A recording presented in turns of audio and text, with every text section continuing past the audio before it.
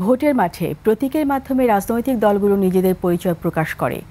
ইতিহাস, ঐতিহ্য ও দলীয় আদর্শ প্রকাশের পাশাপাশি প্রান্তিক জনগোষ্ঠীর কাছে সহজেই পৌঁছাতে প্রতীক বাছাইয়ের বিশেষ গুরুত্ব দেয় দলগুলো। সম্প্রতি নির্বাচন কমিশন থেকে ১১৫টি প্রতীক বরাদ্দ করার পর এনসিপির কাঙ্ক্ষিত শাপলা প্রতীক না থাকায় রাজনীতির মাঠে বিতর্ক চলছে। বিশেষজ্ঞরা বলছেন, প্রতীক নিয়ে এই পরিস্থিতি দ্রুত সমাধান করা উচিত। আর ভোটাররা বলছেন, প্রতীকের চেয়ে যোগ্য প্রার্থীকে গুরুত্ব দিতে চান তারা। মানিক শিকদারের রিপোর্ট। কালার এক্সপার্ট, জর্জ স্যাপ এবং মাইল্ড অন হ্যান্ডস টেকনোলজি সমৃদ্ধ অরিক্স ক্রিস্টাল ওয়াশ আপনার লন্ড্রি এক্সপার্ট। স্বাধীন বাংলাদেশে এখন পর্যন্ত ১২টি জাতীয় সংসদ নির্বাচন হয়েছে।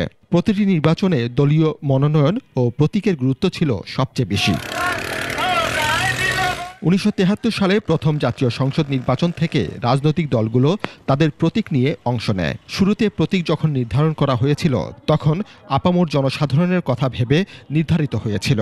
দেশের ঐতিহ্য, সংস্কৃতি, সমাজ ব্যবস্থা ও অর্থনীতিকে মাথায় রেখে নিজেদের দলীয় প্রতীক নির্ধারণ করেছিল দলগুলো। নদীমাতৃক দেশ বাংলাদেশের নির্বাচনী প্রতীকে দেখতে পাওয়া যায় নৌকার চিহ্ন। কৃষিপ্রধান দেশে সাধারণ মানুষের মন জয় করতে বিএনপি দলীয় প্রতীক হিসেবে গ্রহণ করে ধানের শীষ। প্রায় একই উদ্দেশ্য প্রকাশ পায় জাতীয় পার্টির লাঙ্গল প্রতীকে। অন্যদিকে সাম্য ও ন্যায় বিচারের প্রতীক হিসেবে দাঁড়িপাল্লা গ্রহণ করে জামায়াত ইসলামী। সামাজিক জীবন, যে রাষ্ট্রীয় জীবন বা আমাদের যে অর্থনীতি, তার সঙ্গে মিলিয়ে আমাদের এই প্রতীকগুলো নেওয়া হয়েছে এবং দেখবেন এগুলো পপুলারও হয়েছে। এবং আমরা অনেক সময় যেটা বললাম যে আমরা দল না বলে বলি অমুক মার্কার লোক বা অমুক মার্কায় ভোট দিব, এবং ভোটের আগে আসলে দলের আলোচনাটা হচ্ছে প্রতীকের আলোচনাটা বেশি হয়ে যায়। গ্রাম বাংলার জনগোষ্ঠী, স্বল্প শিক্ষিত ও নিরক্ষর ভোটাররা মনে করেন পছন্দের দল বা প্রার্থীকে বেছে নেয়ার সবচেয়ে সহজ পদ্ধতি প্রতীক। আমরা তো মূর্খ মানুষ বুঝতে পারি মার্কা অনুযায়ী ওই ভোটটাই করে দেওয়া। মার্কা না দিলে চিনতে পারবো না। আলাদা যদি একটা ভোট দিলে পরে আপনার ভোটটা পয়সা গেল। মার্কা যদি না দেয়, আমার সে নতুন দেখা গেতেছে না, আমি কোনো জায়গায় ভোট দেবো। শুধু সাধারণ ভোটার নয়, শিক্ষিত সচেতন ভোটাররা এখনো প্রতীকের মাধ্যমেই তাদের প্রার্থী বাছাই করেন। অনেকে মনে করেন দলীয় আদর্শ প্রকাশ পায় দলের প্রতীকের মাধ্যমে। তবে দল বা প্রতীকের গুরুত্ব থাকলেও প্রার্থীর যোগ্যতাকে বেশি মূল্যায়ন করতে চান নতুন প্রজন্মের ভোটাররা। প্রতীকের মাধ্যমে আমরা জানতে পারি যে এ আদর্শের বিশ্বাসী, যে সে ভালো কিনা এবং ক্যান্ডিডেট বিবেচনা করা যায়। এবার কিন্তু বিগত যে ভোটগুলো হয়েছে সে ভোটের মতো হবে না। এবার কিন্তু মানুষ মার্কা দেখবে না। দলীয় প্রতীক হিসেবে শাপলা নিয়ে সাম্প্রতিক অস্থিরতায় নির্বাচন বিশেষজ্ঞরা বলছেন, এই প্রতীক জটিলতা সহজে এড়ানো যেত। যেহেতু সমস্যাটা তাদেরই সৃষ্টি করা, ইলেকশন কমিশন এবং এনসিপি এই দুইজনকে মিলে এই সমস্যা সমাধান বের করে আনতে হবে।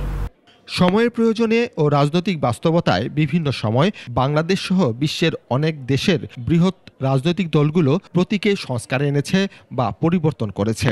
বাংলাদেশেও সেটা সম্ভব। নির্বাচনে মাত্র 4 মাস বাকি আছে।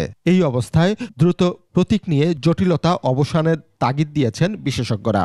তারা যে অভ্যুত্থানের নেতৃত্ব দিয়েছে, এমন একটা সিম্বল খুঁজে বের করা যেটা জাতীয়ভাবে ইউনিটি মিন করে। আরেকটা হচ্ছে যে এই প্রতীকটা এমন যেন হয় ইট represents every class of the society, বা সমাজের বিভিন্ন শ্রেণী পেশার মানুষকে রিপ্রেজেন্ট করে। আমার ধারণা এই দুটো কারণে শাপলা ফুলের গুরুত্বটা এনসিপির কাছে অনেক বেশি।